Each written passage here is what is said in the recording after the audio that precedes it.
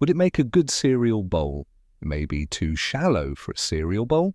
An ashtray or a cat bowl would be better. "Johnson, you copy!" The voice came muffled from the other side of the door. "Copy, Bradley." Johnson's static voice came prelude by the trill of a walkie-talkie. "I've got a crisp 50 saying this is nothing." The officer on the other side of the door said, Did you find the freezer? "Yeah, it's right here. I'm not betting shit you probably opened it already." "You think I'd do that? I've got my ass out of bed for this. I want to at least make it interesting," Officer Bradley said. The guy seemed pretty worried when he called in. "All right, screw it. 50 if it's anything at all. All right, I'm getting a good breakfast. Opening in 3, 2, 1. The seal of the freezer door peeled from the door frame. Officer Bradley was a silhouette behind the blinding beam of his flashlight. So I couldn't make out the details of his face, but I could imagine. What's it going to be?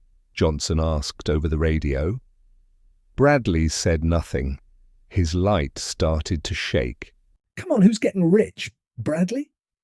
Johnson's concern quivered through his joke.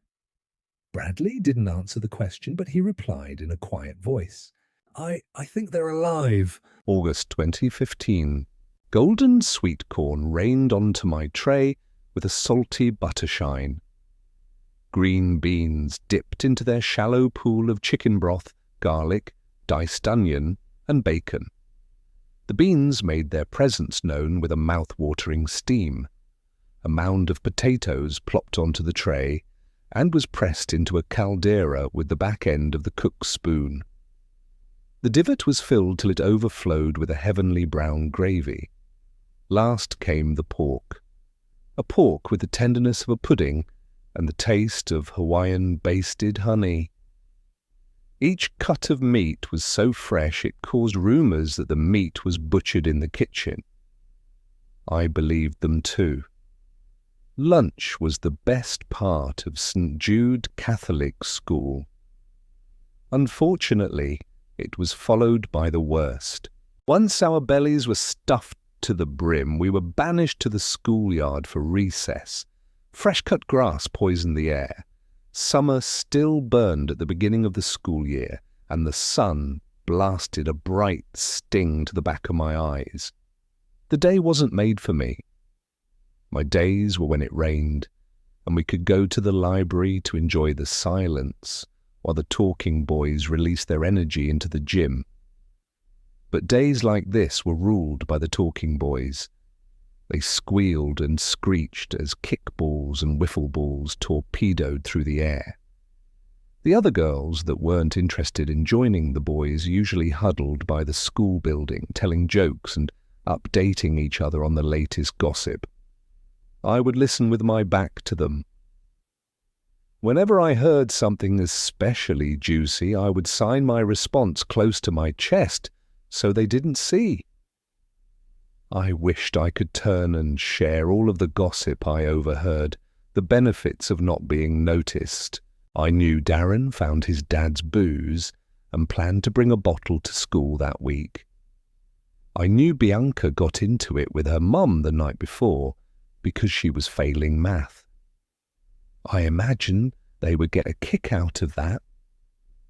Maybe they'd even be my friend if they understood me, but they wouldn't. No one would. The schoolyard became unusually quiet. A group of boys huddled at the fence that separated us from the woods. What they saw captured their attention and sewed their mouths shut, at least until they scurried away to giggle in small groups. Not all of them were so amused with the subject beyond the fence. Most looked confused, but some even looked concerned. Piece by piece, the huddle of children broke back into their daily play until I could get a peek at what it was they were so interested in. On the other side of the fence, crouched beneath the shadows of the woods, was a boy. He looked each boy in the eye when he asked them to play. It felt like a plea, a desperate attempt to find a friend. The boys didn't care, though. How could they? The boy in the woods spoke in a tongue they didn't understand. Like me, he spoke with no tongue at all. It was a lonely way to speak in this school. Alone was a hard place to be in 8th grade. After seeing him, I felt we could be there together. When the last boy peeled away, I walked to the fence. With each step, I felt more emboldened, more hopeful to finally have a friend. I can't talk to you. I need normal friends. The words echoed from moments I had the same urge in the past, but this time had to be different. He was like me. He would understand me. Aren't you contagious, Holly? I shook my head and tried to keep the past away like a swarm of bees, but they kept stinging. What are you doing with your hands, weirdo? Go away. People will think I'm weird too if you're next to me. Did God make you broken on purpose? I was stuck halfway to the fence. All the sounds of the schoolyard vanished behind the words. This was a stupid idea. No one wanted to be my friend. Why did I even walk this far? What a waste! I turned around to go back and pretend I was like the other girls. I wanted to smile when they smiled and laughed when they laughed without the embarrassment of having them see me. But my mum's voice cut through the swarm. She's just shy. I knew she wasn't our supervisor that day. The girls wouldn't have talked quite as loud, and the boys wouldn't have played quite as hard if she was. Chipper, as the other kids called her in whispers, held the reputation of a drill sergeant when she wore the habit. The type of nun to crack a ruler across your knuckles if you misbehaved during her prime years. Though the main reason she earned the brand Chipper was the small chip missing from her front tooth. She's just shy. Her voice replayed in my head. Her catchphrase when anyone asked about me. Why doesn't she talk? She's just shy. What happened to her? She's just shy. It was a simpler explanation than the truth. A less shameful statement than the truth. I was born like this, but I'm not shy, or at least I refuse to be. I closed my eyes and took a first step towards the boy. The yard got a little quieter as the other kids vacated the area around the boy in the woods.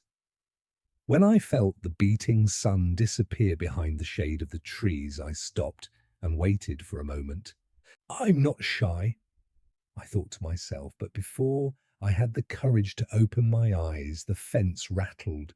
The clatter of the chain-linked fence stopped with the stomp of feet meeting the ground. Step by step, he came closer until I heard his heavy, phlegm-rattled breath just in front of me. With one final reassurance, I opened my eyes. Immediately, I knew why the other kids avoided him. He was big, much bigger than the other boys in our grade. Most of the boys were just sprouting the first seedlings of hair on their forearm, while his forearms were already coated. A leather canteen dangled from his belt. His chest and shoulders stood at my eye level and were noticeably broad even under his tattered grey jacket. Hair even started to sprout on his neck just below his white mask, a detail I hadn't noticed across the yard.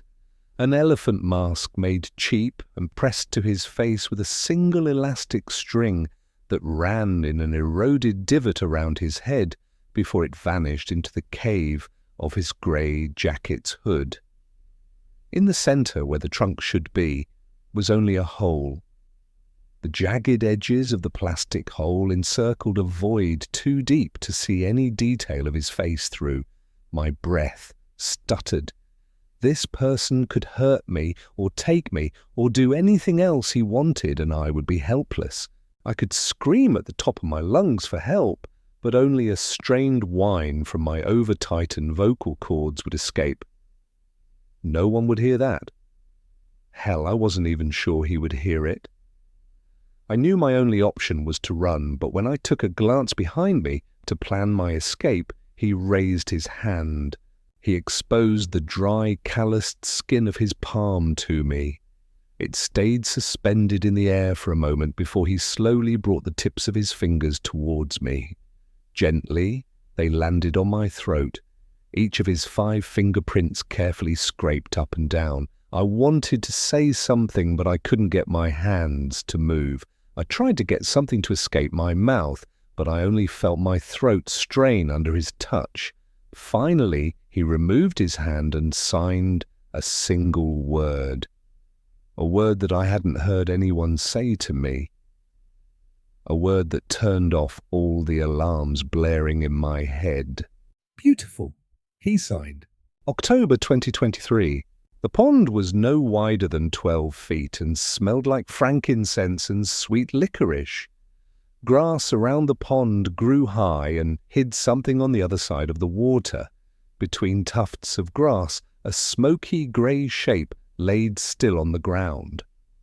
I thought it was a discarded fur coat until I noticed its 2 beady eyes fixated on me from its white, cone-shaped head.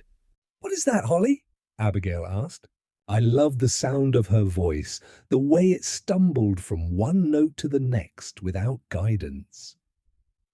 She only used it when we were alone, so I knew her brother already ventured beyond earshot. Still, it was conflicting. While I loved our secret, it was too wonderful to not be shared, something she stiffly refused to do. "I think it is an opossum," I signed. "Geez, do you think it's sick? Should we help it?" Abigail asked. Her hands anxiously scratched at her jeans. "Maybe it is just playing dead," I signed. As if on cue, a crow landed just behind the opossum's head and disappeared behind the grass. When the crow's head resurfaced, it did with a string of red, slick entrails. It clapped its beak around the guts till it cut a bite out and let the rest flop back to the ground. Abigail's lip turned in a shocked disgust.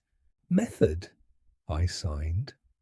Abigail gave me a jab from her elbow and a laugh, the most wonderful secret of all. "Holly, you two are supposed to stay close. Get Abigail and follow the sound."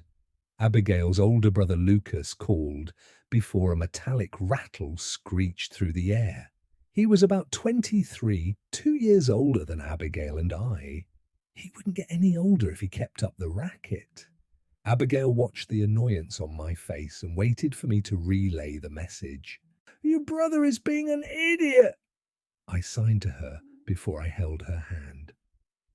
We rushed through the woods to Lucas.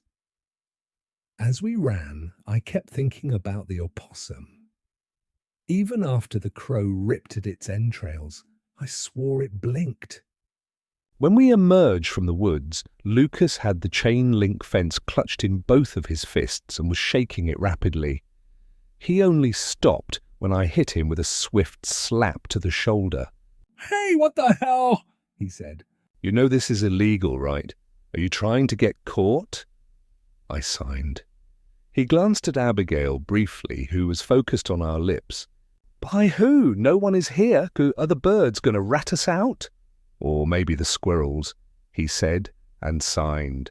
For the first time in years, I looked beyond the chain-linked fence. Across the overgrown schoolyard was the husk that was once called St. Jude Catholic School. As a kid, I always thought the school was shaped like a stale square bagel. A barren courtyard of a hole was encircled by the depressing corridors and classrooms. It was divided into 4 sections, each with their own special landmarks.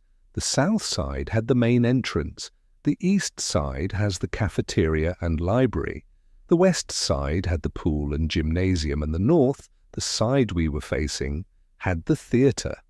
A tiny access door peeked over the edge of the theatre's roof like a timid child. After the incident, the school tried to reassure the parents by hefty investments in security. All glass was reinforced, and every window was fortified with steel bars, but it was too little too late. The The parents and their precious tuition money already migrated with their kids to the rival Catholic school upstate. St. Jude was left to succumb to the vines and weather. The corpse looked more like an abandoned prison than a school. Or maybe the rats will, Lucas whispered. The thought made my spine wriggle. I hope whatever you're looking for is worth it, Lucas said as he stomped a path for us through the waist-high grass. It was.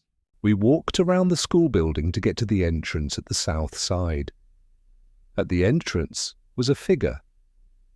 It sat against the front door, cloaked in a grey jacket. I felt every muscle in my body constrict at once. Abigail turned to ask what was wrong, and all I could do was gesture towards the figure. She immediately tapped Lucas on the shoulder to point his attention towards the mysterious man. The figure eased itself to its feet when it saw us. It waved. A wild wave with arms flapping like the tube men at car dealerships. Then he dropped his hood. To my relief, there was no mask. Only a face, a boyish face, a face I'd never seen before, and judging by the look on Abigail, she hadn't either. Lucas turned to us with an eye roll and motioned us to the boy. He couldn't have been older than 16. His brunette hair waved chaotically at the top of his beanpole body. His skin was still plagued with the red specks of puberty, and atop his lip was his most prized possession, a crown of 10 scraggly hairs.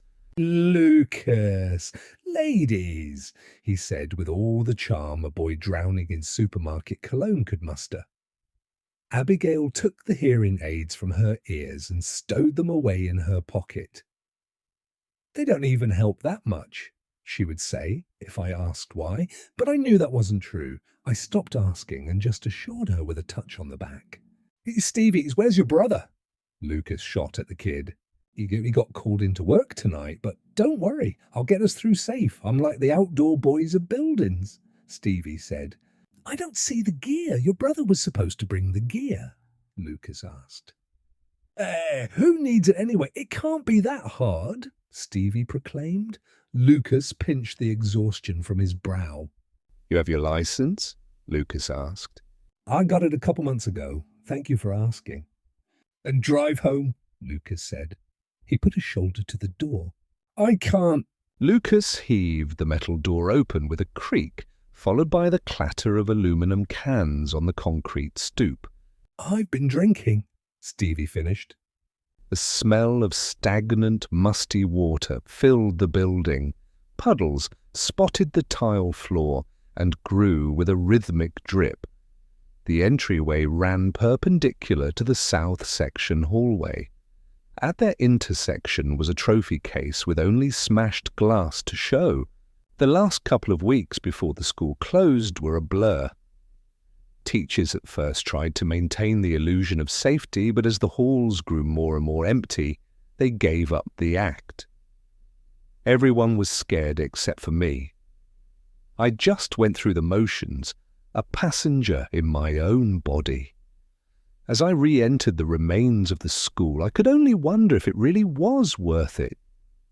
Where had I even had it last? Maybe my locker. It was as good a place to check first as any.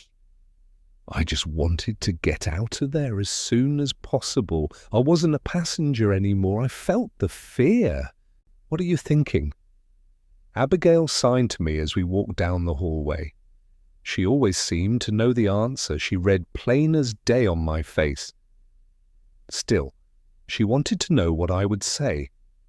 It is just like I remember. I signed to her with a smile. As we passed locker after locker, I noticed that each one had a dent, a softball-sized dent near the latch that left them ajar by the thinnest crack. The further we went, the more I noticed a splotch or a smear of brown-stained blood in the dents.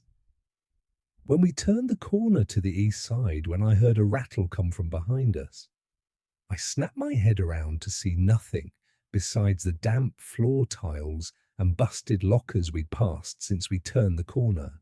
"Right, ladies!" Stevie shouted before he spun around to look at us while he walked backwards. To that moment, I almost forgot he and Lucas were blubbering to each other ahead of us. He waited for a response while the alcohol that sloshed around in his pinky thin body made him forget his land legs. Had they heard the rattle too? Did he say something? Abigail signed to me. Stevie was zapped into a panic. He blocked his mouth from our sight. "Dude, you can't bring deaf people. They're going to get hurt. What the hell is wrong with you?" He said to Lucas, who jabbed him in the ribs with his elbow.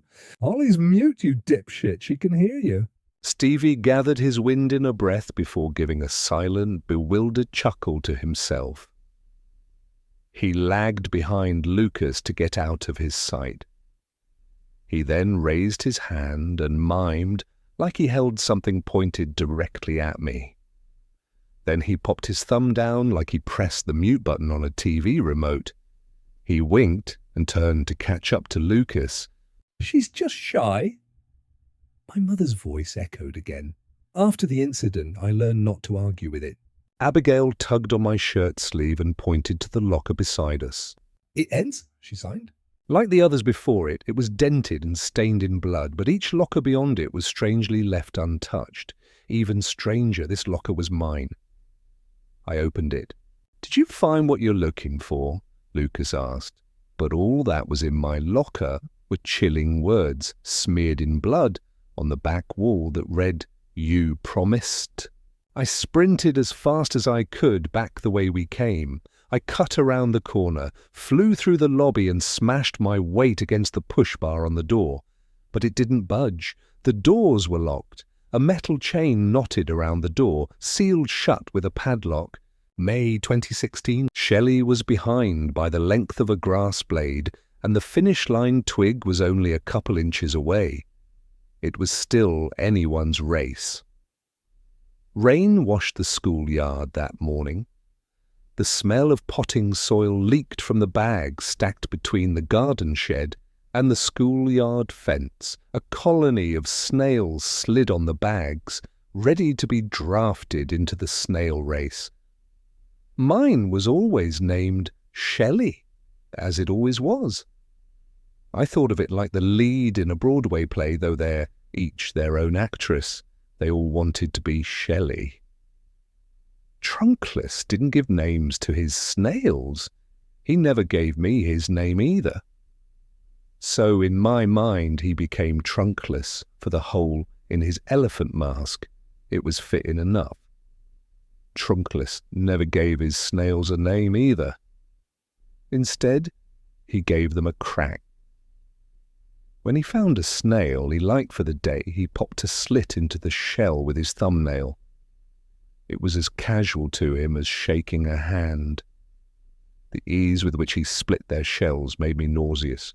When we first started racing snails, I asked him why he did it, but the answer was simple. Like the hole in his elephant mask and splits in his knuckles, he just liked them better broken, like us. After many snail races, we developed a system. We took turns clapping for our snails, usually in two. I would clap twice. He would clap twice. It was a brilliant idea in concept. Chaperones would only hear the continuous claps of one kid, but we never got the timing right in practice. The awkward pause between our claps was hilariously obvious even after a full year of trying. We stopped trying to make it convincing, and it became only a silly tradition while we watched the snails run their foot-long marathon. I often got more consumed in the rhythm than the race itself. "Look," he signed. I came up with the idea of picking a juicy tomato slice off of my lunch sandwich and stowing it in my pocket to use as motivation beyond the finish line twig. As disappointing as it was to devolve my BLT into a BL, it was proving worth it. Not only were both snails participating, but it was a nail-biter. Shelley surged into the lead with only an inch to go. I clapped and waved her forward frantically. He did the same for his snail that started to slip behind, but it was too late. Shelley slipped over the twig to take gold by the thinnest of margins. I jumped up and applauded for the whole yard to hear at the peak, athleticism on display. I bent down to get a look at the little Olympian as she climbed onto her delicious red prize. Squelch! In an instant, Shelley and the tomato were beneath the stubby heel of a black leather shoe. My mother's shoe. I looked up her habit to see her face. I was shocked to see she didn't seem angry in the slightest. Her cheeks were flushed with fear. She snatched me by the arm in a vice grip. Her fingertips dug into my skin deep enough to bruise, but still I tried to fight it. I knew we would be forbidden from going behind the garden shed, with no other place to hide in the open schoolyard. I didn't think I'd ever see him again. That meant no more snail races, no more picking honeysuckles from the bush that grew through the fence, no more friends. I would be back to being an outcast. The quiet kid that no one understood, the broken girl. So I kept fighting, which only made my mum's grip tighter. She blew the whistle around her neck. Everyone get inside now! Get inside! She screamed. I fought until I was pulled back into the school building and the door slammed shut behind us. The only person that brought me any joy was sealed behind it. The school felt like it was on lockdown for the rest of the day. Nuns monitored the halls between classes, and no one was allowed to use the restroom without an adult escort. When the day came to an end, I laid on the bleachers by the pool. It was an indoor pool attached to the gymnasium by a single set of double doors. The stinging stench of chlorine cleansed my soul after a particularly taxing day. After-school events were cancelled that afternoon, so there was no splashing from the swim team or shrill tennis shoe chirps from the gym. It was just me and the soothing hum of the pool jets. I spent most of the time looking up through the sunroof. Clouds, birds, and airplanes eased in and out of the glass frame.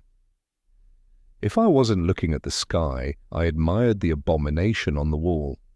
A mural, painted with the artistic vision of a blind ape, stained the pearlescent white paint. I assumed it was supposed to be a collage of professional swimmers, but I only thought that because the centermost figure had a vague resemblance to a picture of Michael Phelps I saw once. "What are you still doing here?" A creaky voice called from the doorway to the gymnasium. A janitor with a spindly grey beard and age-spotted scalp hunched over his truck bin on wheels like a walker. He wasn't any of the regular janitors I saw throughout the school day. He must have been part of the evening crew. "What time is it?" I signed, but he kept glaring at me. Of course he didn't understand. I could practically hear the accusations banging around in his head. I threw my hands up and walked past him. I heard the squeak of his trash bin trailing behind me through my walk of shame to the main entrance. "I know your face, little girl," he spat as I swung the door open. The front of the school was empty. Aside from the occasional bird song, it was silent. It was a sticky heat with the smell of rain starting to roll in. Stepped out and walked around the building to the parking lot. The lot was empty aside from one car. My mother's! Was she waiting on me? The thought of making her wait this long made me dread getting in the car to receive my scolding. As I stepped into the parking lot, I caught a glimpse of a figure standing in the schoolyard. It was trunkless with his canteen at his hip. He waved me to come towards him. "I have to show you something," he signed. I was ecstatic. All day I thought I may never get to see my friend again. Without hesitation, I hopped the fence and went to him. Where is it? I signed. Just behind the garden shed.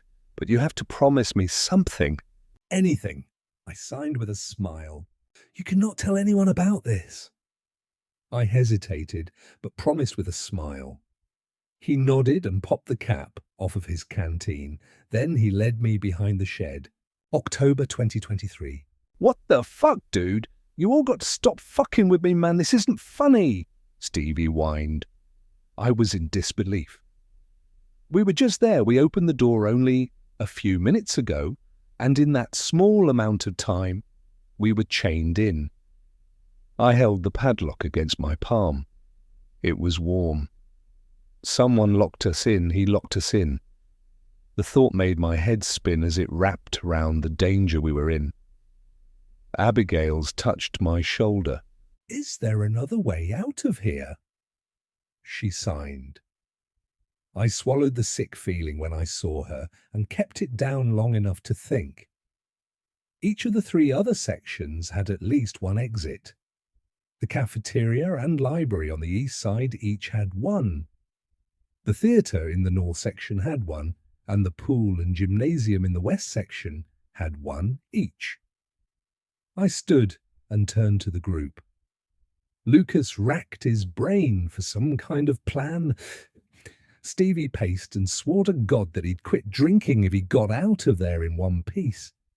I signed to Abigail and Lucas about the other exits. Stevie was desperate to know, but Lucas only told him to follow. We crept back down the hall. Lucas led the pack with Abigail and I behind him. Each of us kept a careful eye on each door we passed. Stevie stayed behind us as he was told, and kept his mind occupied by tightrope walking a strip of blue tile on the floor. It wasn't a helpful task, but anything to keep his mouth shut was useful to me. Lucas peeked through the slim glass window on the first classroom door beyond my locker and winced away from it. He looked back at Abigail and I and shook his head. I couldn't resist, though.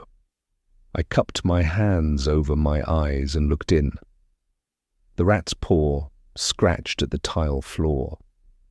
Not a desperate scratch, but an unfolding and refolding of its paws to a steady rhythm. The tile just seemed to get in the way of its claws. Blood stained the corners of the rat's mouth. Its ear flicked away the horde of flies, convinced of its death, and they should have been right. The rat was severed in half. The open wound spilled the animal's entrails into a hole behind it.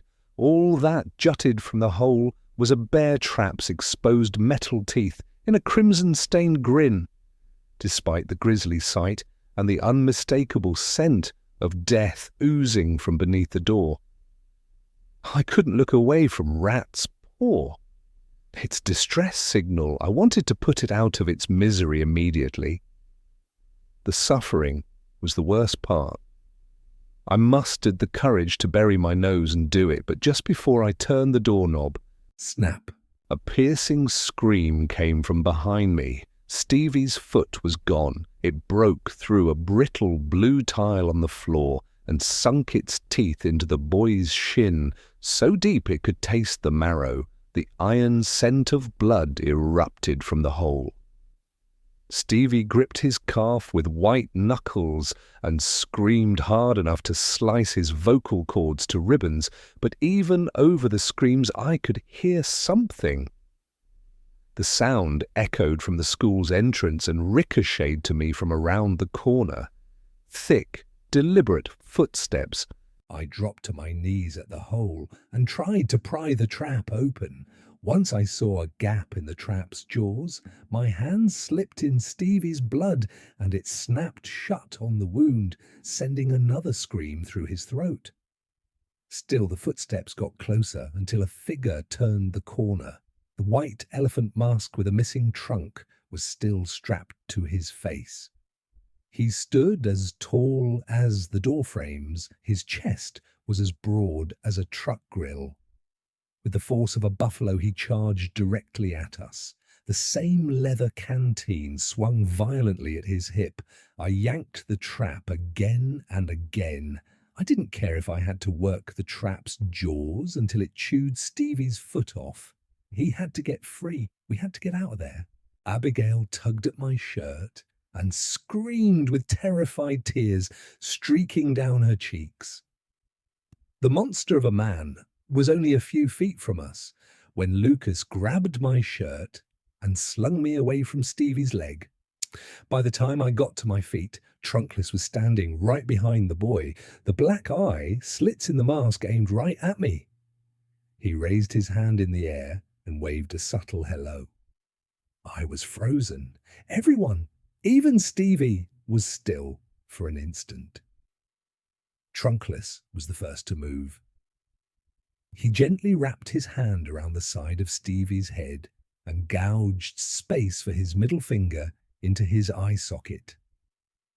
Stevie squealed for him to stop, but all the begging did was give him an opening to stuff the mouth of the canteen in. He dumped the liquid down Stevie's throat, then jerked it back out. As Stevie coughed and stuttered, the man wrapped his fingers around Stevie's bottom teeth and strained as he pulled on the mandible. "We have to go." Lucas yanked me out of my paralysis, and we sprinted down the hallway through the muffled pleading of Stevie and dipped into the first doorway that didn't seem like a classroom. But before we could close the door, the shrill screams were abruptly quieted by a pop. I laid sprawled on the floor and ran my hands over the itchy carpet. The scratchy texture was enough to remind me that I could feel that I was breathing. The ceiling above me was tiled. Some had protruding bellies of water. Most were splotched brown like coffee stains. I counted the stains on beat to the thunderous metronome behind my ribs. 1, 2, 3, 4, 5, 6, 7, 8, 9, 10. Lucas already gathered himself enough to survey the room. His footsteps and the rattle of chained exit doors were the only sounds. I pinched my eyes shut and took a deep breath before I sat up to look around. Computers were spaced out on 2 long tables in the far corner of the room. Just expensive dust collectors without power. A cluster of organized tables and chairs stood close by.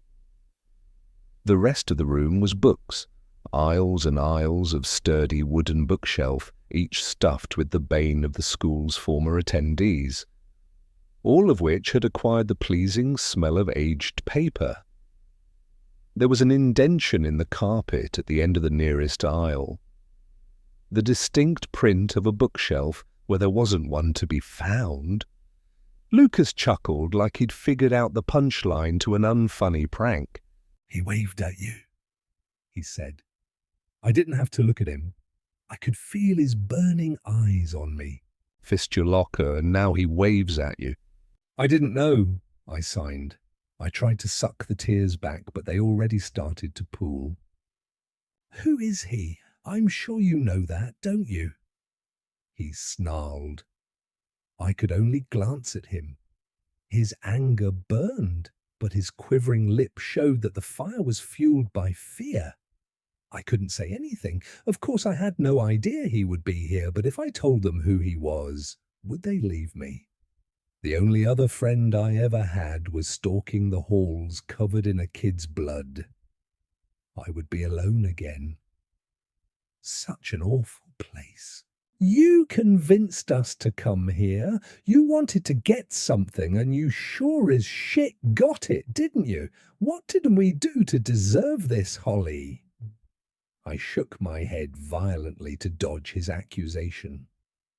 The pools in my eyes overflowed before Abigail saw what was happening and jumped between us. "Lucas, we are stuck here, all 3 of us, and if we want to get out, we can't be an asshole. We need some trust, okay?" Abigail signed to him. Lucas swallowed some of his hatred and thought. His sister was always his soft spot. "Okay, but she needs to give me a reason to." He looked past Abigail and back at me. "Why are we here?" he asked. The truth sounded so absurd now. I'm supposed to tell them I got us locked in with a murderer and got a boy killed over a dumb class project from over a decade ago. I couldn't make my hands say anything. "She's just shy." My mother's words echoed in my head, the only words I remember her saying. Lucas scoffed and walked away from us.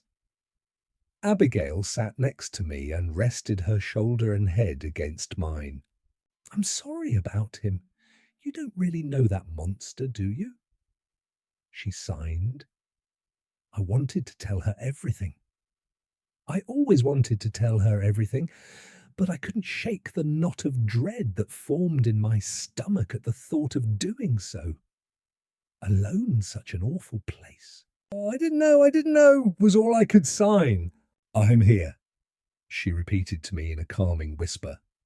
"Holly, get Abigail and come here," Lucas demanded. I composed myself the best I could and brought Abigail over. Lucas was standing at an open door. What was on the other side of the door was too dark to be an exit. Far too dark. Just enough moonlight came through the windows of the library to see stairs leading down. The concrete stairs ended abruptly at a waterline so calm it could have been mistaken as frozen. We were concerned at first, but realized whatever microscopic horrors swam around in the flooded basement were nothing compared to the one lurking in the halls. Abigail went down first. She kept her hearing aids in a tight fist above her head and used her other hand to grab Lucas. He then offered his free hand to me. I hesitated. "Trust," he said. The word made me nauseous, but I took his hand and covered our tracks by closing the door behind us. The water swallowed us from feet to navel. Darkness was all around us. All of my existence was a frigid chill soaked up through my spine. The sloshing of legs and Lucas's grip around my wrist. All I could do was follow his pull. I fluttered my free hand through the air to find some clue as to where we were until it collided with a massive tank. It rang a hollow twang after my knuckle blindly hit it. Lucas gave my arm a stern jerk, and at the same time, something coiled around my foot and tripped. I thrashed my arms beneath the water to keep my head from submerging beneath the disease-festered water. Once I regained my balance, I kicked the thing that tripped me into my hand. With the all-consuming darkness taking my vision, I ran my fingers over it to learn what it was, and the unmoving serpentine shape ended in an open mouth with rivets for lips. A hose, I realized. I also realized that I wasn't being pulled anymore. There were no fingers wrapped around my wrist. "Lucas, let go!" Hinges squealed from further inside the room and ended with a door closed. My first instinct was to splash, to shoot my audio flare for rescue, but just as I raised my arms, I heard something else. 2 claps. I knew it wasn't them. The sound was too thick, too expecting. Trunkless waited for me to fill in my part. I stayed silent. My feet were anchored to the floor, and I hoped that Abigail and Lucas did the same, wherever they were.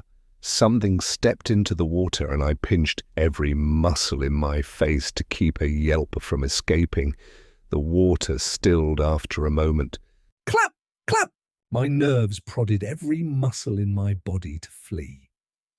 My resolve was failing, but before it completely caved, I escaped in thought. I thought of Abigail and I finding a way out of this school. I thought of leaving this place in a cloud of dust behind our tires and going to a concert. Abigail loved concerts. The crowd pounded the beat into the ground. The speakers blasted the music until it rattled in her chest. The sound was all-encompassing, to the point that even without ears she could hear it. I imagined dancing with her in the crowd. It was one of the places we felt included. like the world was made to fit us in, like I wasn't alone. Clap, clap. The sound snapped me out of thought with a boom to my eardrum. I shrieked and tried to run, but his hands quickly crushed my upper arm. He dragged me behind him through the water. I struggled to get my mouth above the water for air. Drowning became my biggest worry until I heard the thud of his boot hit a stair through the splashes. He hoisted me out of the water like I weighed nothing. The hinges squealed again, and just before he threw me into the unknown, I caught a glimpse of Lucas as he pulled Abigail back into the moonlit library. Trunkless tossed me to the floor, and my eyes stayed locked on him. I was certain his cheap elephant mask would be the last thing I ever saw. He turned away from me and walked to the windowsill above the industrial-sized sink. His hulking frame nearly eclipsed the window light entirely. When he turned back to me, his hands were tightly wrapped bricks at his sides. With each methodical stomp towards me, his fists tapped the leather canteen at his hip.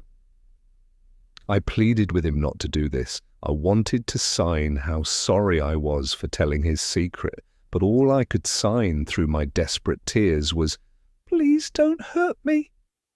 He stood over my damp, cowering body for a moment, while I begged for mercy. Slowly, he reached his fists out towards me and opened them. In each of his palms was a snail. He told me to pick one with a decisive nod of his head towards the snails. I cautiously plucked a snail from his hand. He cracked a slit into the other's shell and placed it on the ground. I laid my snail next to his at the starting line, a small sliver between two tiles. But at that point I decided he wasn't planning on killing me, at least not immediately, so I took a look around. A large fridge and oven were slotted into the cabinets lining the perimeter of the room, all of which would be a glistening chrome if not for the caked-on dust. Opposite the windowsill was a wide, rectangular opening. I remembered vividly how each day I slid my tray along the other side of the opening and let the cooks lay my meals onto it. Through it I could see the exit doors chained shut. Just beside the door to the basement was a silver door, sealed shut by a long, red handle. A freezer. I was afraid I let my eyes wander for too long, so I snapped them back to the snails. I started to shiver in my soaked clothes. Trunkless noticed and unzipped his jacket to reveal a crudely crafted necklace with a single off-white jewel dangling from it.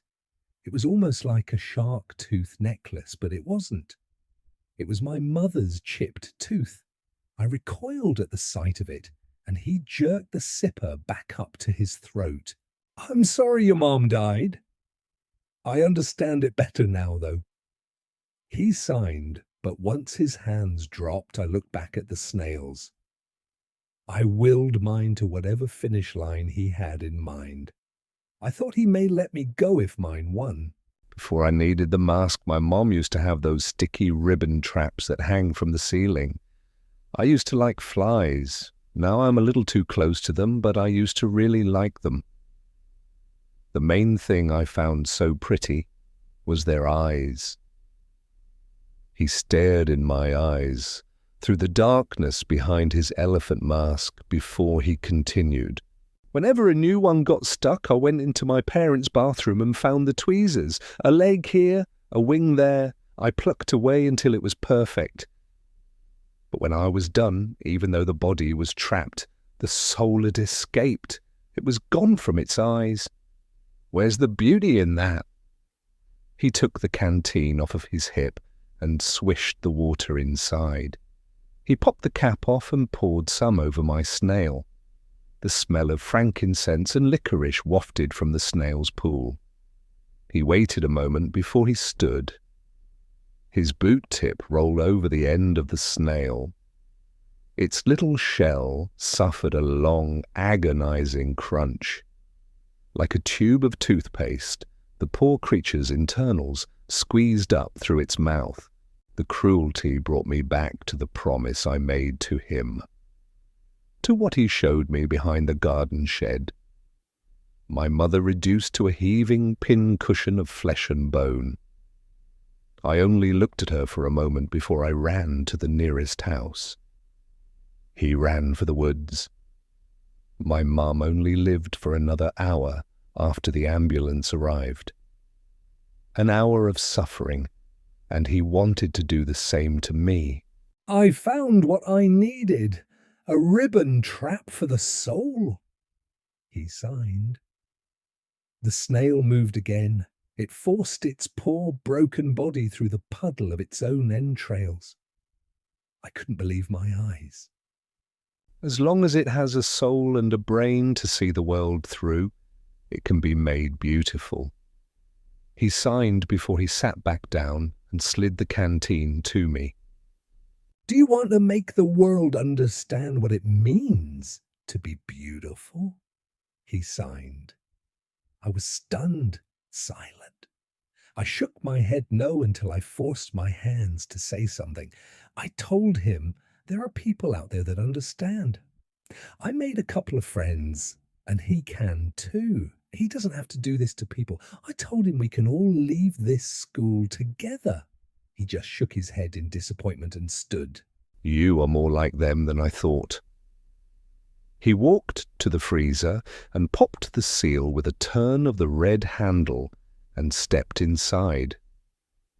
I nearly threw up when he disappeared around the corner of the doorway and revealed what was inside.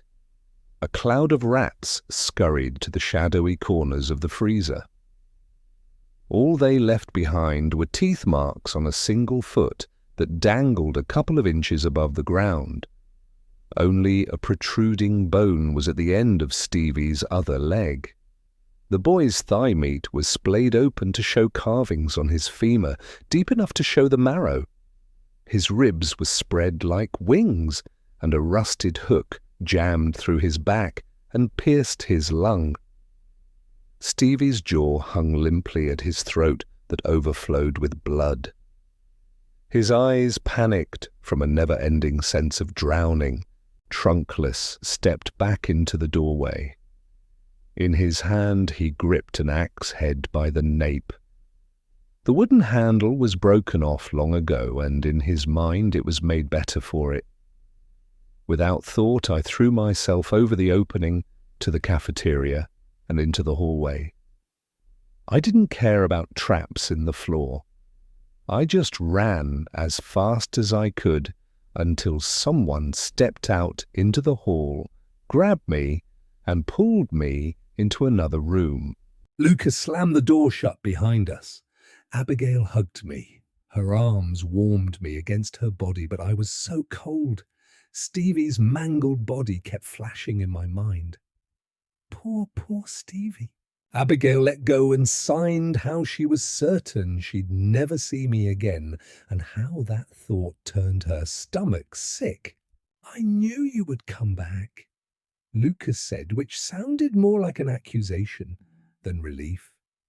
He left me alone in the dark, served me up on a platter as a sacrifice to Trunkless, all for his theory that I wanted this to happen. Or did his hand just slip? The question was enough to keep my disdain at bay. Aside from a few towers of copy-paste chairs in the corner, the room was empty. Red foam tiles dressed the concrete walls in a deliberate pattern. The only wall the foam tiles kept bare was the one opposite the hallway door, a mural of a man and woman howling on their saxophone and trombone in the foreground of a city crafted by their smooth blues. In the mural's prime, it would have been a sight to see, but when we were there you could smell the damp paint chips that peeled from the wall.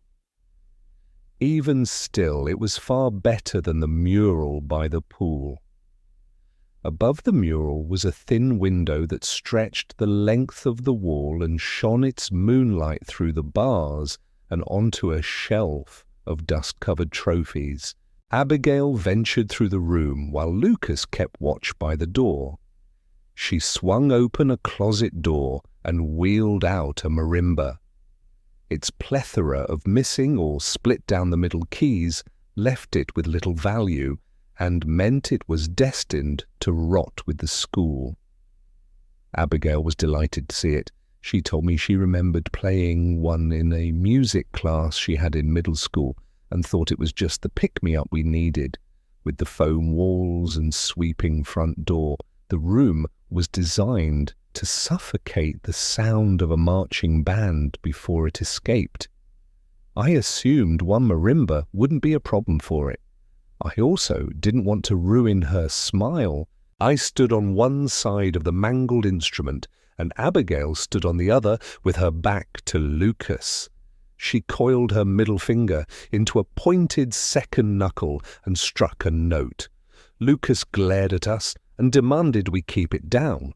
Too loud? Abigail signed to me with a remorseful smirk. I nodded a playful blame to Lucas and laid my forearm over the notes to dampen them. She slipped her hearing aids back in before she played. Each clop of her knuckle on a note sent a wave through my arm. She suggested we switch and immediately laid her forearm over the notes. I coiled both of my hands and struck the keys in my best attempt at Mary Had a Little Lamb, give or take a few sour notes. Abigail laughed, so I pounded 2 notes as fast as I could and sent the calamity through her arm. "You're so stupid," she joked through her laugh. She said it out loud. Lucas, who was still guarding the door, looked at the back of her head like he'd found a treasure buried by time. Eventually we wore out our fun and re-entered grim reality. Lucas made sure the hallway was clear before we stepped out. Abigail walked ahead and kept her eyes glued to the floor for any sign of traps. Lucas stayed behind me. We made our way to the north section of the school. We came across the theatre. The double door was flanked on either side by windows. Abigail pushed the door open and stepped in first. Once my foot crossed the threshold, I was shoved in the back and sent careening to the theatre ground. A violent crash came from behind me that quaked the whole auditorium. The door was gone, hidden behind the sturdy wooden bookshelf missing from the library. It would have crushed me had it not been for Lucas, who was trapped on the other side. Abigail and I tried desperately to pull the bookshelf, and Lucas heaved from the other side, but it wouldn't budge. I ran to the window and tried to put a kick through it, but the reinforced glass threw me to the ground. I kicked again, and Abigail joined until Lucas stepped in front of the window. He glanced down the hall. Terror flashed onto his face, but he repressed it before looking at Abigail. "Take out your hearing aids," he signed. Abigail shook her head rapidly, but Lucas's pleading look forced her hand. "Get her out of here, Holly. Please, promise me," he said to me. I nodded and tried to keep the tears from swelling. Lucas took another glance down the hall and back at Abigail. Her lip quivered like she wanted to tell him something, but the words grew too heavy through the years she'd kept them hidden. She clawed at her denim jeans. She dug for the words, but in a second, Lucas darted away from the window. I grabbed each side of Abigail's head to keep her eyes on me.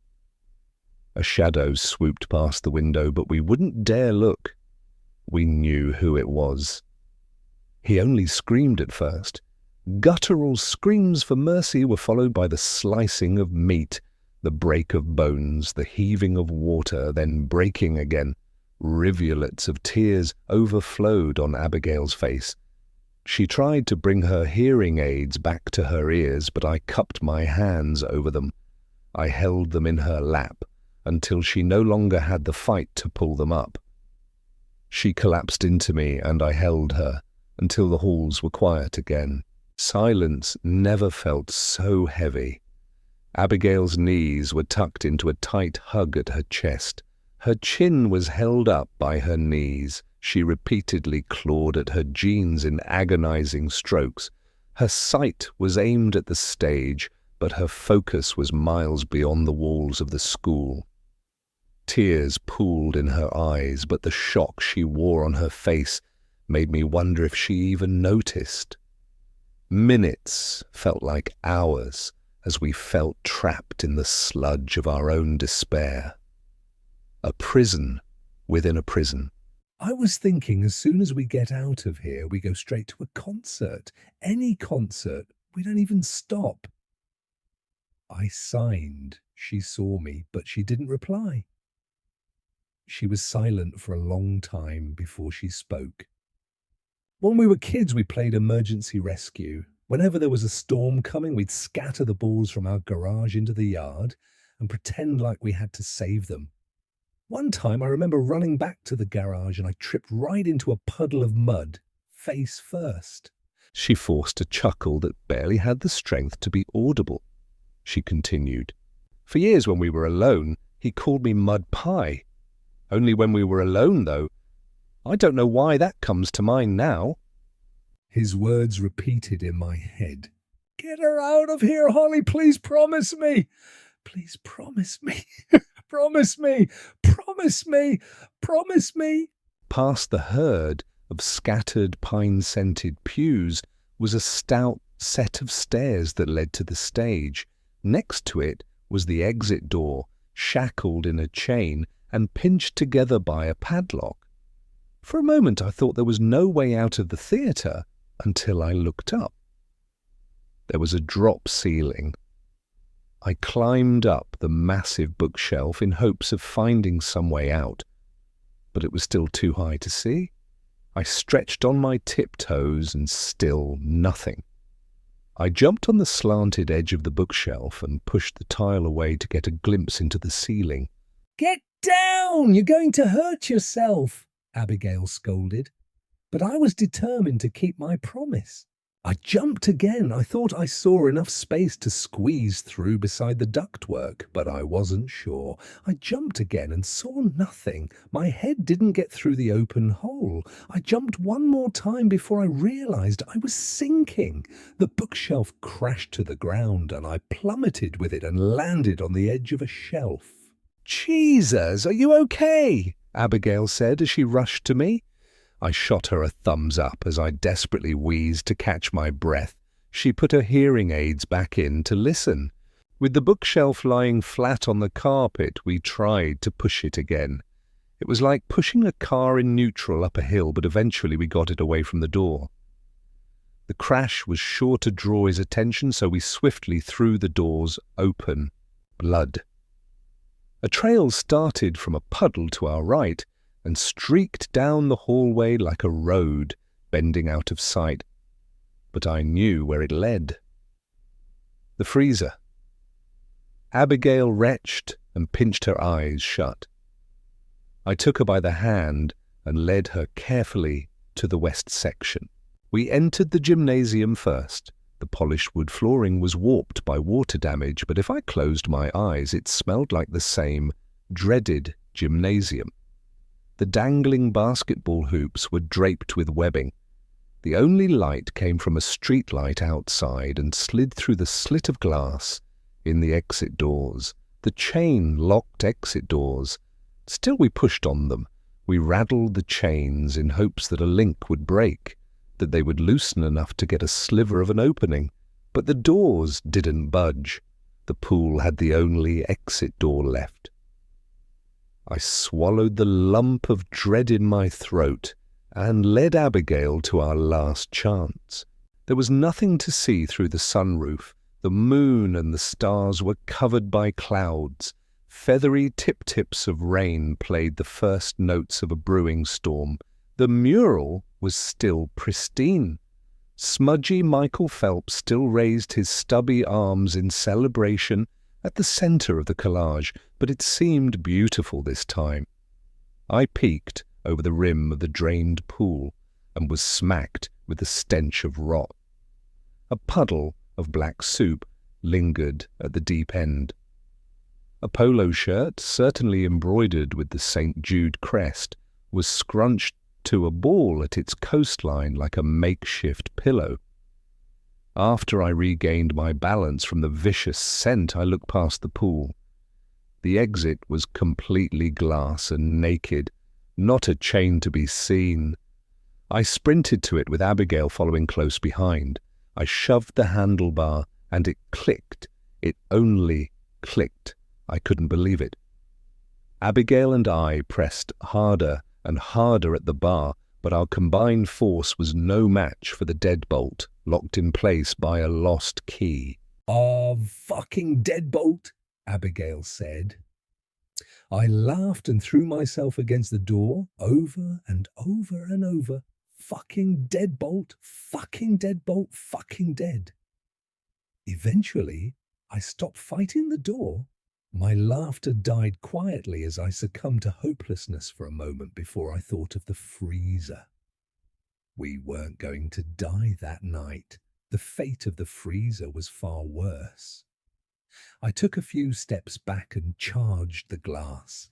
I kicked my heel into it with all of my force, and it threw me backwards to the ground. I got up and kicked again and again and again. "Holly," Abigail said. I kicked it again. I kicked, and not even a crack formed on the glass. So I kicked some more. Not the freezer, for the love of God, not the freezer. "Holly," Abigail pleaded. Her face contorted to the purest fear. Her eyes were fixated behind us. Standing at the other side of the pool room was Trunkless. His sickly white elephant mask was like a flimsy granite tombstone planted at the apex of a 6.5-foot tall mountain. Blood seeped into his grey jacket from the wrist cuffs and a puddle on his shoulder. At one hip, he held the disembodied head of his crimson-stained axe, and at the other had his leather canteen, his chilling leather canteen. I tried to beg him to stop, to let us go, but he took each step with a booming malice. Just as he got around the empty pool, a ceramic tile flew by his head and shattered against the wall behind him. Abigail found some tiles loose at the precipice of the exit. She bent over and hurled another. I joined her. Tile after tile flew through the air, and the more that flew, the less he flinched. He walked slower with each step. "Did you promise him?" he signed to me. I bent down to grab another tile, but there were none left loose enough to dislodge. "You were always bad at keeping promises," he signed. Then he lurched towards us. Abigail and I sprinted towards the gymnasium, but out of the corner of my eye, I saw her go to the ground. He leaped at her feet and caught her ankle. She screamed for my help at the top of her lungs. Her nails scraped at the floor in an attempt to claw herself to freedom. I didn't hesitate. I kicked one more time, straight to his mask.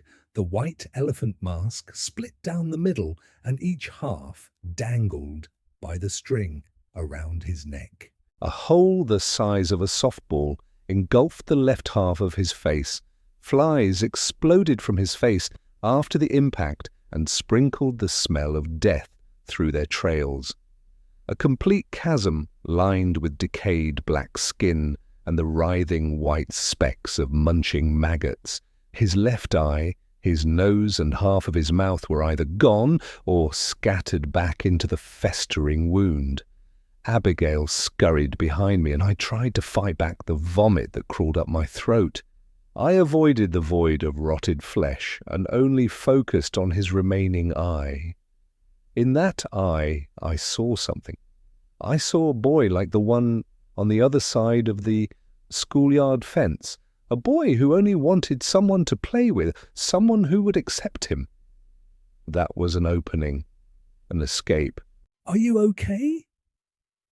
I signed to him. He paused. His eye looked stunned at the question, but he thought about it for a moment before he swallowed. I waited for his hands to move, but they didn't. He used the remaining half of his mouth to speak. My dad hunted for years, so he couldn't believe he left the shotgun loaded. When I got my little hands on it, the doctors couldn't help me much. My parents knew that when they brought me in, but they remember what I told them about the flies, how there was water that kept them alive. My dad had me draw a map to the water, and when they found it, they snuck me out of the hospital and into the pond. They thought it would heal me, but when it didn't, they started to resent me. I'd enter the room with them and they'd cover their noses. They couldn't bear to look at me, to look at what they'd done. I felt so hideous, but they were hideous. They just needed to understand that. Don't they all need to understand that? I was petrified at his yelling, but I managed to nod in agreement. I felt like he was a mad dog waiting for the slightest scent of fear to pounce. I kept nodding, and his eyes showed a little comfort. He waited for me to say something. "You're right." I signed, but he kept waiting for something. The nerves stabbed in my gut. Abigail's tense grip pinched my shoulder. She tugged at it slightly, but desperately towards the gym. She knew as well as I that there was no way out, but when she looked at the person in front of us, she only saw a monster. She thought I saw the same. The knot of dread formed in my gut, just as it did in the library when I couldn't tell her the truth. A part of me wondered if this worked. If I got us out of here, would she speak to me again? Alone, such an awful place. But I made a promise to get her out, a promise I intended to keep no matter what. "Do you remember the old garden shed?" I signed to him. He nodded. Abigail's hand fell away from my shoulders, but I continued. "What if we go see it again? We can raise snails like we did in the kitchen, like we used to. I miss those days." I signed. He paused for a moment and contemplated the thought. I begged him to take the bait 1,000 times in my head during the short pause. If he led us back out the front door, we could sprint for the road. Someone had to be out there that could help us. Just get us through the door. He looked at the floor. I couldn't read the expression in his eye anymore. He tucked his axe head into the waistband of his pants. "That's a nice thought. You've always had such a beautiful mind." He signed. I forced the toothiest grin I could muster, but he didn't even look up. "I can't wait to see it." He unsheathed his axe head, and Abigail turned and sprinted around the pool. I turned and trailed behind. We rushed through the gymnasium and out to the hallway, with Trunkless stomping at our heels. Each pound was closer than the last. My legs were numb with adrenaline. The hairs on my neck stood tall as locker after locker. Classroom after classroom whizzed by us. He's going to get me. The thought pounded in my head as fast as my thumping heart. He's going to get me. He's going to get me. He's going to get me. Snap. A pain-stricken scream called from behind us, and a thud shook the ground. I glanced over my shoulder at him. A bear trap was shut on the ground, but he was on the floor next to it. The trap bit cleanly through his boot, and the nubs of his toes oozed blood onto the floor. I heard him stagger back to his feet before we turned the corner and snuck into a classroom in the south section. Right back where we started, the earthy smell of chalk dust coated the room. The haze stuck to the windows, which were taking a brutal assault from the bombs of rain falling from the sky. The only sound louder was our heaving, burning lungs. I kept my eyes closed. I took deep breaths to steady myself. Eventually my lungs cooled to the point I could use my nose again. "You did know him?" Abigail said. It was as though she'd been stabbed, and the words rode on her final breath.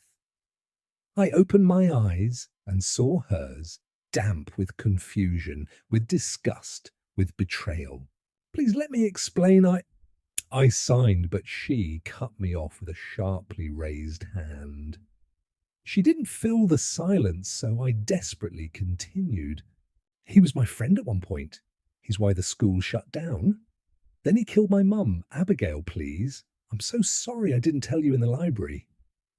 She slumped down to the ground and thought for a moment before she spoke again. "We never should have come here with you. Lucas should still be alive," she said. "He is." I signed. I couldn't hold another secret from her, but my hands moved before my mind. With what I saw of Stevie in that freezer, he may as well be dead. It would certainly be better. "What?" She perked up and got to her feet. "Abigail, where?" she demanded. "Please, he's not. Do you know where he is or not?" The lump of dread burst inside me. "The freezer, in the cafeteria," I signed. She immediately turned and bolted for the door, but I sprung up and grabbed her by the arm and got her to stop for a second. I told her he was beyond saving. I told her there's nothing we could do for him. I told her that she would end up just like him if she's caught. I signed anything I could think of to get her to stay, but she didn't let me finish. "Fuck you, Holly!" she spat. Then she disappeared down the hall. The classroom door shut behind her, and I was alone. I crumpled to the cold floor. It was a kind of cold that seeped through my pants, the kind that could freeze you in place. Hatred and pity entwined into an ever-growing tumor in my chest. I wanted to cry, but nothing came out. All I could do was stare without thought at the milk-white tiles between my feet. The white tiles were everything. I wished it was snow.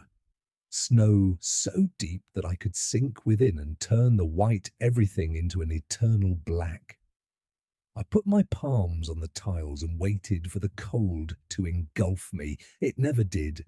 Only the hairs on my arms tightened into stiff needles, and the tumorous blend of self-hatred and pity grew more unbearable. Tears started to prick behind my eyes. I threw my head back with a sniff to catch them, but bounced my head against the concrete wall with an ailing rub to the back of my head and shot to my feet. The hatred overcame the pity in a swell of anger aimed at the wall. That damn wall. I loaded a kick aimed for the concrete, but stopped. On the wall was a chalkboard. A lesson on Moses covered the dusty green board, but the meaning didn't matter to me. It was how they were written. I knew that handwriting from many class lectures, but also from birthday cards and names on Christmas presents. My mother's handwriting, my mother's classroom. I went to her desk. Her hand-drawn pictures from her kindergarten teacher days were gone, along with her mesmerizing Newton's cradle and her solid spruce nameplate with golden lettering. All that was left was a layer of chalk. I opened a drawer, a stack of completed quizzes left unblemished by her harsh red pen. I opened another. Contraband such as packs of bubble gum, a blue Nintendo 3DS, and even a collapsible pocket knife jostled in the drawer. I opened another and another and another until I found it. Crosses made of cheap plastic were haphazardly tossed in the drawer. I took out a handful and dropped them on the desk.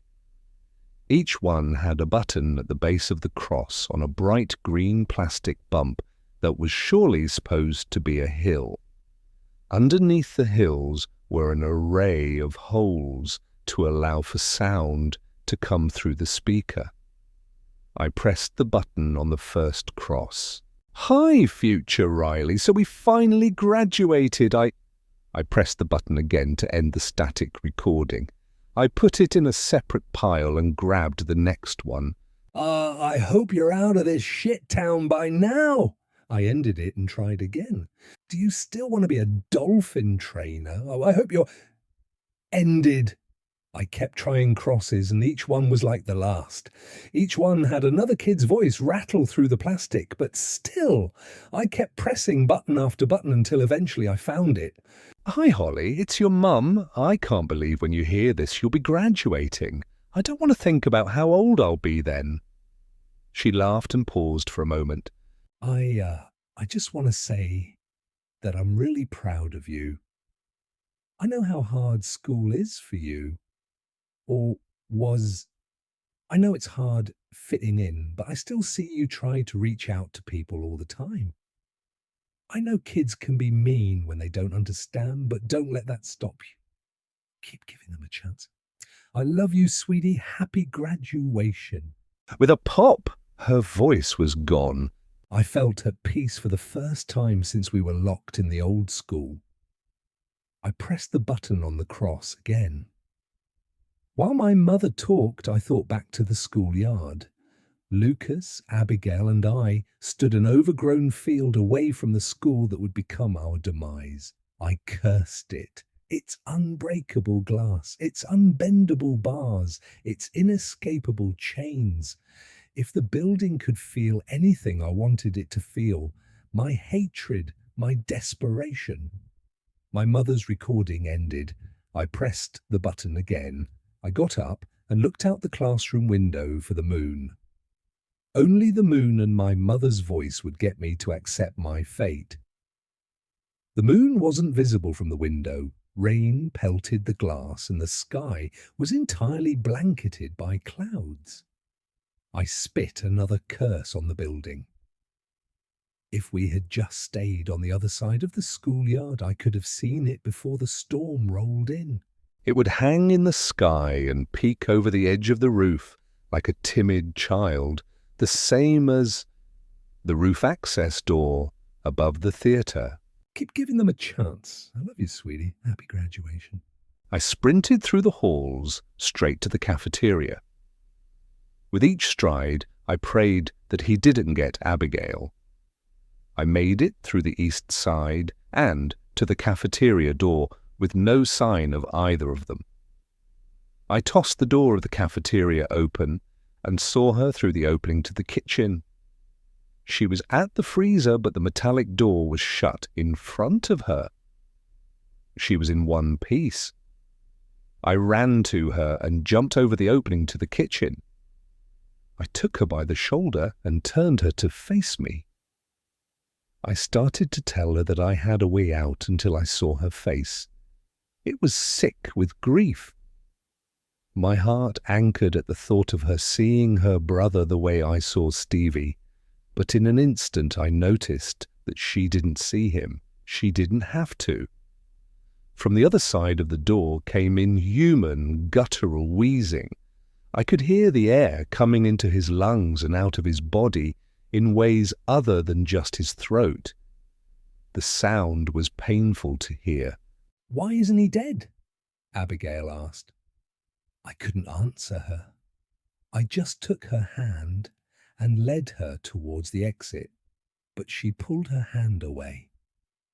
We can bring back help for him. I'm sorry, but please trust me. I signed. She was a husk of herself, but she nodded. I took her hand again and led her into the hallway. He was there.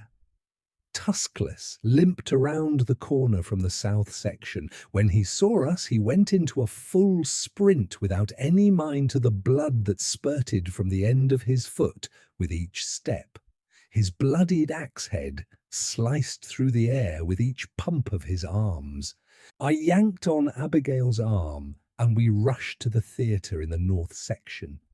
Even with his sliced foot, we couldn't lose him. When we got to the theatre, we flung the door open on its hinges and slammed it behind us. The bookshelf still rested on its back. We slid the mammoth heap of wood in front of the door just in time to absorb a booming thud on the other side. The hall went quiet for a moment before he smashed into the door again. One full force charge after another sent shock waves through the theatre. Abigail and I ran down the aisle and hoisted ourselves onto the theatre stage. Before we ducked behind the curtains, I glanced back at the beaten door. A sliver of light from the hallway seeped in, and he kept smashing into it. Ropes ran the height of the side wall to anchor the curtains. Beside them was a door. We ran in to find a hallway. Abigail and I split up to check behind each one. One led to a closet with a mop soaked in pine-scented wood cleaner, a broken-limbed Christmas tree, a manger filled with straw and other miscellaneous props. Another door led to a chillingly empty dressing room. All that was in the black box of a room was 4 tables equipped with large mirrors in a frame of light bulbs. The next door in the hallway led to another door at the top of an ascending staircase. I knocked on the wall to get Abigail's attention. Thankfully, she heard it over the continual bangs that echoed from the auditorium. She followed me up the stairs, and when we got to the top and I turned the knob, it opened. The rain fell in a roaring applause. It immediately soaked through our clothes, but it felt like relief and smelled like sweet freedom. We took each other by the hand and ran over the rooftop until we were over the main entrance. On the road, headlights waved through the torrential rain. The rickety truck they were attached to was stopped at a stop sign. The driver's face was lit by a phone screen. Salvation. We clapped as loud as we could and frantically swung our hands above our heads, but he was too consumed by his phone to see us. Our claps weren't distinct enough from the rain tapping his truck. "You need to yell. We have a concert to go to." I signed to Abigail. She chuckled, but it melted quickly. She kept her voice hidden from everyone other than me for years. She couldn't even get a word out in her brother's final moments. Her hands scratched at her jeans. It was a hard thing to ask, but it was our only hope. I'm here. I signed before I rubbed her shoulders. She nodded. Her hands rested at her sides. She was determined. She was ready. I turned and watched the truck. The engine rumbled over the rain even in park. My focus didn't leave it. With every fibre of my being, I willed the truck to stay parked, but it roared. A puff of black smoke burped from the exhaust, and it rolled forward. Abigail screamed, but the truck kept rolling. Her scream was too meagre to call attention. It was even too breathy. It was wrong. I turned to check on her. The edge of the axe blade was submerged in her throat. Before I even processed what was happening, he split a gash down to her clavicle and shoved the mouth of his canteen inside. I wanted to cry, but instead I jumped. Just as I hurdled the roof ledge, his paw swiped my shoe and threw my balance. I careened through the air until I met the concrete below with my head, and everything went dark. After an unknown amount of time, I came to. It was still dark out, and the rain hadn't let up. I stumbled to my feet. A gash in the crown of my head leaked blood onto my face, but worse was the pain inside. My head felt like it was going to burst from the pressure. I was sure blood filled my skull. It clotted into a snake that constricted my brain. The corners of my vision were going black. But I saw something. A car was stopped where the truck once was. I took a step towards it and nearly collapsed. The sudden movement I needed to catch my balance sloshed my brain in a seething pain. I took another cautious step and another. He saw me. He got out of his car and looked around for anyone else. "Oh my God, what happened?" he yelled over the rain. The darkness creeped further into my vision. The blood suffocated my Brian, and all I could think was this guy won't understand me. I tried to take another step, but I couldn't. I fell to my knees. He started to run to me, but stopped. Jesus, he yelled. But in the small circle of my vision that remained, I could tell he wasn't looking at me. He was looking at someone behind me. It was over. My vision was completely dark. Just as my mother's voice came throughout my life, it came again. This time with different words. Keep giving them a chance. We are in the freezer. I signed before I collapsed. In my final moment of consciousness, I couldn't feel the pain. I couldn't hear the rain or see the undoubtedly scarred man drive away in terror. I could only taste sweet licorice and frankincense. I think they're alive, Officer Bradley said in a quiet voice. I didn't tune out the footsteps anymore.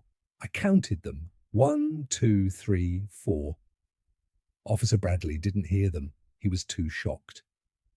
When he took the job in this town, I'm sure the worst he expected to see was an elderly person who passed peacefully in their sleep, not us.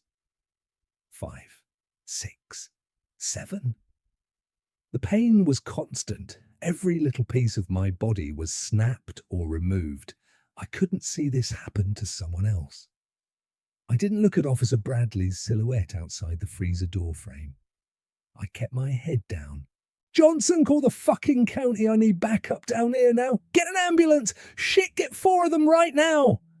Officer Bradley kept his finger on the button as he pleaded on and on. It would be years of physical therapy before our bodies had some kind of use again. Days of surgeries would come first, and before any of that, 27 minutes before Officer Bradley's backup arrived, 8, 9. The footsteps faded down the hallway. Trunkless was gone. The relief let tears roll down my cheeks. I wanted to celebrate, but my broken body didn't even have the energy to lift my head, so I passed 27 minutes in thought. A cereal bowl? An ashtray? A cat bowl? I tried to come up with any other use, but ultimately the bone bowl that rested on a doily of my black hair would be best used to block the chilling breeze that dried my brain.